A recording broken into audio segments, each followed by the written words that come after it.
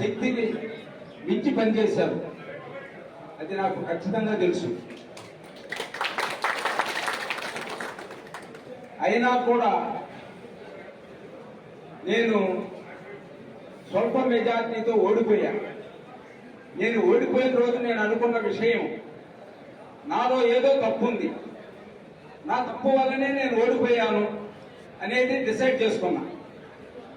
అంతకన్నా నేను ఏ కార్యకర్త మీద కానీ ఏ లీడర్ మీద కానీ ఎటువంటి అపవాదులు అనేవి ఏమాత్రం నేను చెప్పదలుచుకోలేదు. ఎందువల్లంటే నాకు అటువంటి అదృష్టం ఉందేమో,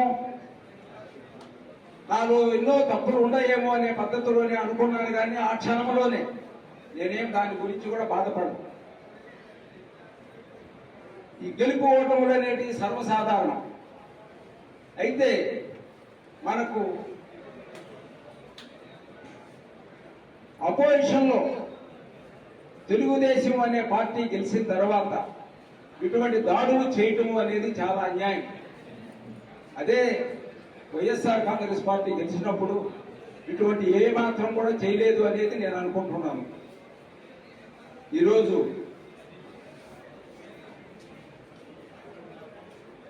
టీడీపీకి వైఎస్ఆర్ కాంగ్రెస్కి తేడా స్వల్పమే. అంటే ఏమి చేయాలనుకున్నా, ఎవరు ఏం చేయాలనుకున్నా వీళ్ళు కానీ వాళ్ళు కానీ తలపెడితే ఏదైనా చేయొచ్చు. అటువంటి పరిస్థితులు అనేవి ఉండకూడదు. ఈరోజు 19లో వైఎస్ఆర్ కాంగ్రెస్ పార్టీ 151 సీట్లతో గెలిచినా ఆ రోజు వాడు విర్రవీగినట్టు నాకేమాత్రం నేను ఎప్పుడు కూడా వెళ్ళలేదు. ఈరోజు వాళ్ళు గెలిచిన తర్వాత వాళ్ళు ఇటువంటి ప్రవర్తన చేయటం కూడా సరైన పద్ధతి కాదు. అయితే అది వాళ్ళ లీడర్స్ వాళ్ళ ప్రవర్తనలు వలనే ఇక్కడ ఈ కార్యకర్తలు కానీ కాన్స్టెన్సీ లీడర్స్ కానీ ఈ విధంగా ప్రవర్తిస్తున్నారే కానీ లేకపోతే వీళ్ళు కూడా ఆ విధంగా బహుశా చేసి ఉండేవాడు కాదేమో అని అనుకుంటున్నాను. మన ప్రియతమ లీడరు జగన్మోహన్ రెడ్డి 100 సంవత్సరాల వయసు వచ్చిన మనిషి మాత్రం కాదు. ఆయనకు గట్టిగా 45-50 సంవత్సరాలే వయసు. ఆయన ముసలోడు మాత్రం కాదు. ఆయన మళ్ళా 29లో ఖచ్చితంగా ముఖ్యమంత్రి స్థానంలో కూర్చోవడం జరుగుతుంది. తరువాత ఎవరికి అంటే ఇదే కక్ష తీర్చుకోవాలనుకుంటే మాత్రం దీనికి డబల్గా తీర్చుకుంటారు. అటువంటి జరగనిచ్చరు కూడా. ఎందువల్లంటే ఇదే విధంగా చేసుకుంటూ పోతే మనుషులకి పశువులకి ఏ మాత్రం తేడా ఉండదు.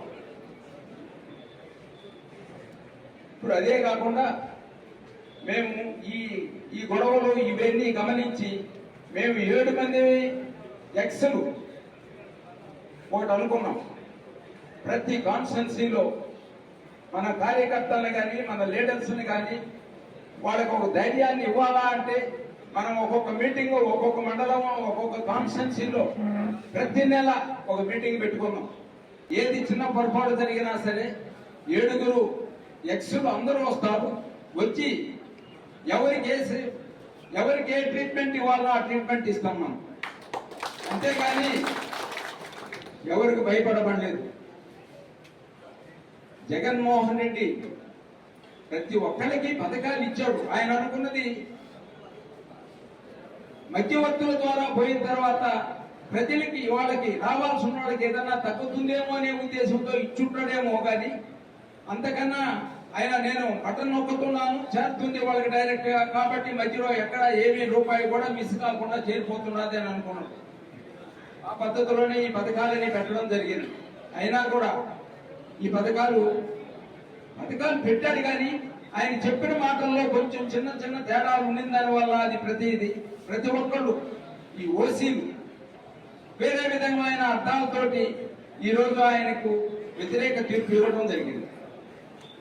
ఆ మాటలు ఏమీ చెప్పకుండా ఆయన పద్ధతిగా పాత రోజుల్లో ఏ పద్ధతిలో నడుస్తున్నదో అదే పద్ధతిలో నడిపించుంటే కార్యకర్తలు కానీ ప్రజలు కానీ అందరూ మంచి ప్రేమ చూపించి ఆయన్ను మళ్ళా మంచి మెజార్టీతో గెలిపించుండేవాడు ఖచ్చితంగా.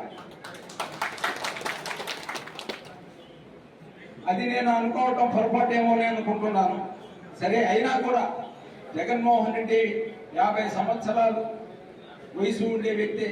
ఖచ్చితంగా ఆయన మళ్ళా 29లో మంచి మెజార్టీతో ముఖ్యమంత్రి కావడం గ్యారెంటీ. అయితే మనం ప్రజలందరికీ చెప్తాం, మన వాళ్ళకి చెప్తాం, మీరు అనవసరంగా జోక్యాలు చేసుకొని చిన్న చిన్న తగ్గులు పెట్టుకోకుండా జాగ్రత్తగా ఉండండి. నిజంగానే మీ మీదకి వచ్చి ఎవరైనా వచ్చి ఏదన్నా పొరపాటున మిమ్మల్ని అటాక్ చేస్తే మాత్రం మేము 7 వస్తాము.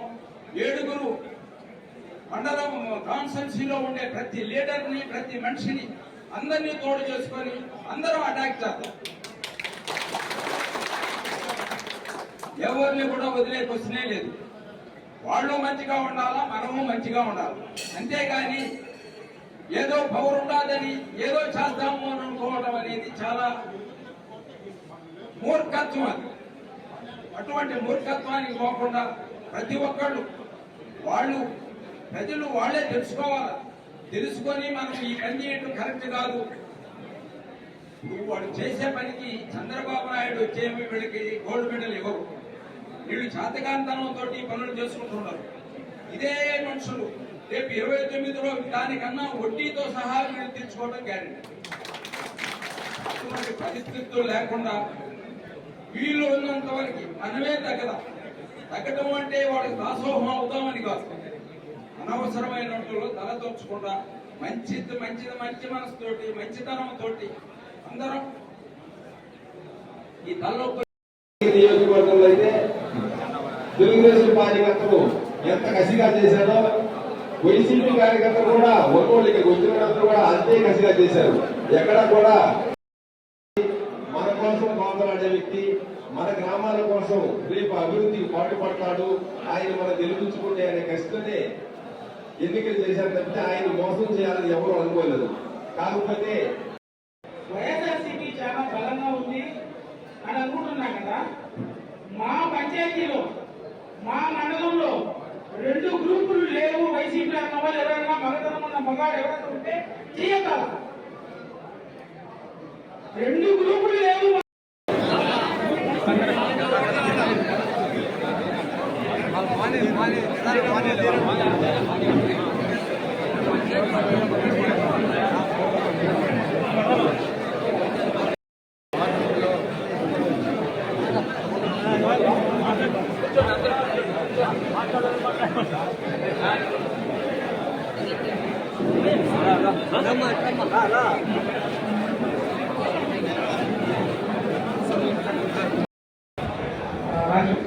ఎస్పీ